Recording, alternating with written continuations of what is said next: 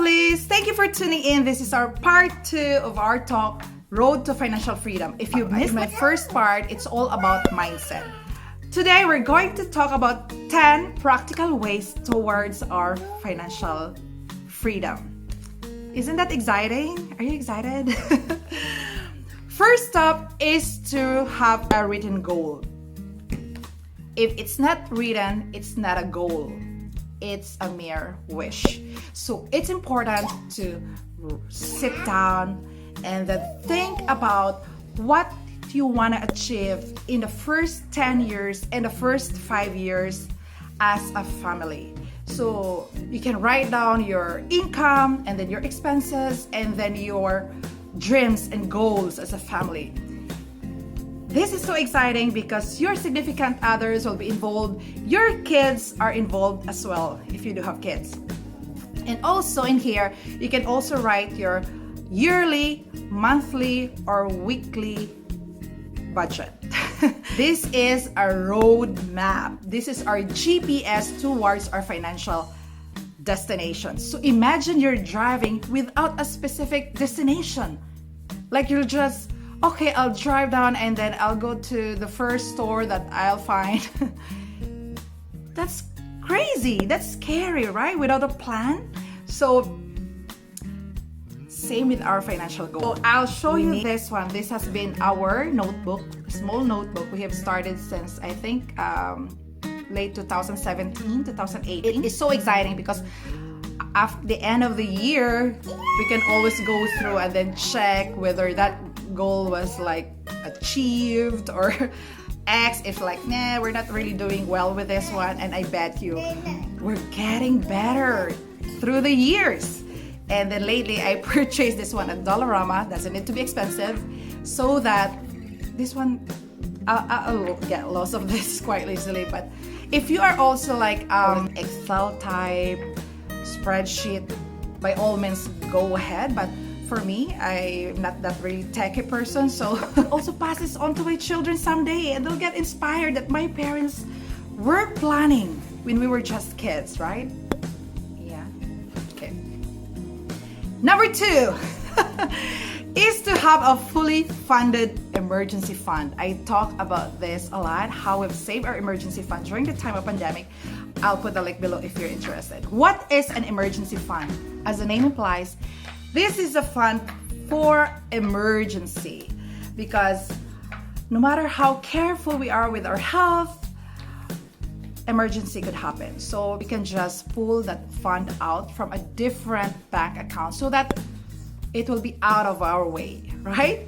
Some people would call this God only knows fund because it is a secret fund and you will only get an access of this fund during emergency. A vacation is not an emergency, right? Emergency is like suddenly your car breaks, or suddenly, God forbid, family members will be rushed to hospital. Thankfully not here in Canada because we are blessed to have a free medical access here.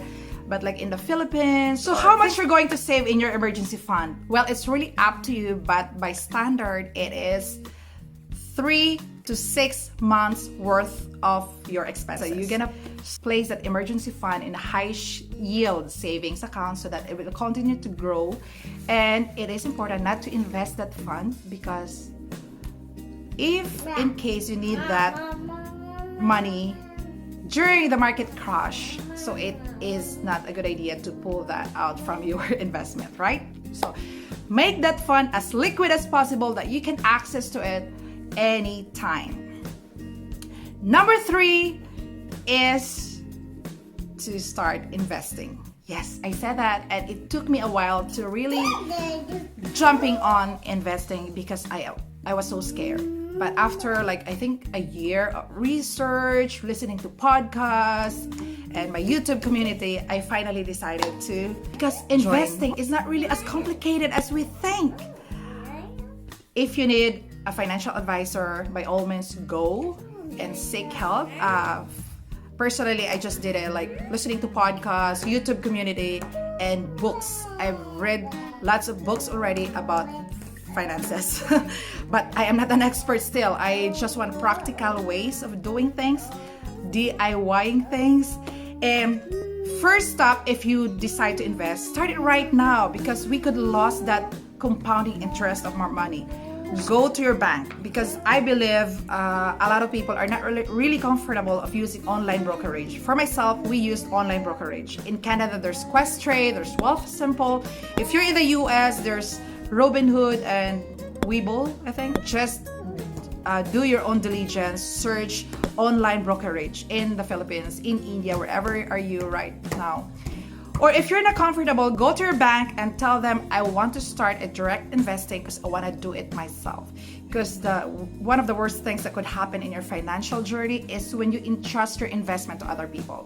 Let them decide. And I just talked this with my husband, and it was like, you know what? We are working hard every day to earn that money. And then after that, we're just giving it to people that we entrust to take good care of our money. It's just like digging that precious oil underground and then putting that oil on a container that we don't even bother checking if that jar is leaking or not, right? Number 4, again, do not make debt as an option. I know this is hard, but it's just, again, a mindset thing. That's why we have emergency fund, because whenever there's emergency, we're not rushing into debt, or we're not using credit card for that matter. In my humble opinion, 99.9% of our expenses can be saved for. Is that the right statement? What I mean is just you can always save for something, right? Number 5, this is so basic. I heard this when I was still a small child from my parents. Live below your means. If you earn $10,000 a month, live in the 7,000 level. Easier said than done. This is so important to know your capacity. Kung ano lang yung kaya mo. Let's remind ourselves not to project that we are someone else. Because that's the temptation, right? Especially in the advent of social media. Number 6, one project at a time. Yes! I know, we are all guilty with this. Not maybe all, but most of us. Because we tend to plan and execute our plan a lot. I want to purchase a house, and along with that, new furnitures, new cars. That could be overwhelming. So again, planning, and then decide which project is a priority, put a timeline, and then tackle one project at a time. Number 7, avoid sudden lifestyle inflation. I said sudden because I am not really against upgrading our life. Because if we earn extra this year, in 5 years, that's a bonus, right? That's a blessing. And we have to enjoy those blessings, right? Life is short. YOLO, right? But I said sudden. Hinay-hinay lang po. Kasi I couldn't imagine if you just get a raise today and then tomorrow you're going to purchase a condo or you're going to purchase this big property and you didn't even get your first paycheck yet from that increase. That's crazy, right? So this lifestyle inflation, yung pag-upgrade ng buhay, like we heard that a lot of times. That before we can live without this thing. But right now, it's really hard not to have these things around because hindi na ako komportable sa ganyang buhay, right? It's quite a common talk. But let's remind ourselves, hey, hinay-hinay lang. Whenever we get a bonus, tax refund, or increase in our earnings, let's remind ourselves, slow down. We need to plan. Then Chris Hogan said, it doesn't mean that you can afford it, you must buy it. No. Number 8 is to set aside your saving or investing money first. So we have to make sure that after every single time money is coming into our bank account, we have to throw some of that money for saving or for investment first, and we have to live according to what is left. So I have done this. The result is amazing. I have more control of my money because whenever I check my checking account, I am reminded that, hey, this is the amount of money left. So, dyan ka na manginabuhi. Ubusan ng Tagalog. This is my own definition of pay yourself first. For me, it is paying my future self first. This is not what pay myself first by enjoying going for shopping or buying things that I do not need. And don't get me wrong, I enjoy the process. Yes, I am genuine about it. Because again, in my part 1, it all started with our mindset. So number 9 is shifting the gears. So what I mean by this is, instead of being into the consumerism side, that whenever there's new technology coming out, you see yourself lining in front of Apple Store or whichever store is that, try to be in the business side of it, try to be in the investing or the selling party side.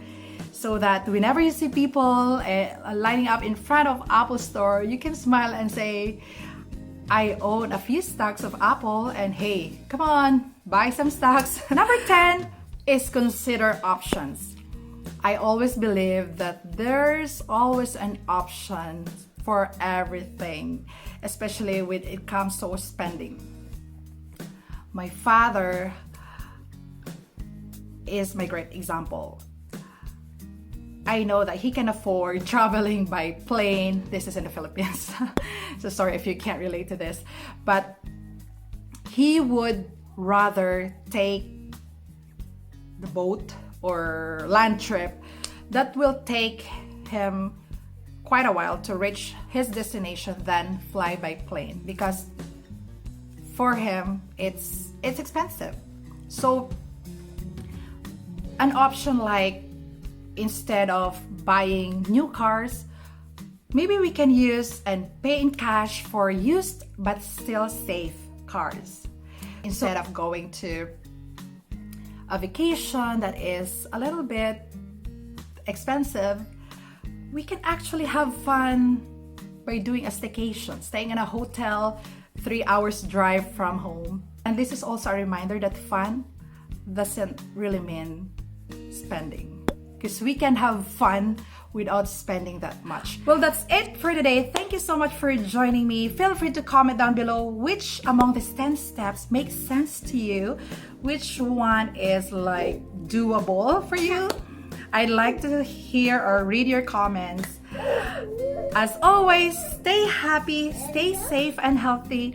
Let's continue to be grateful and be contented for the things that we already have while we continue to work on towards our goals.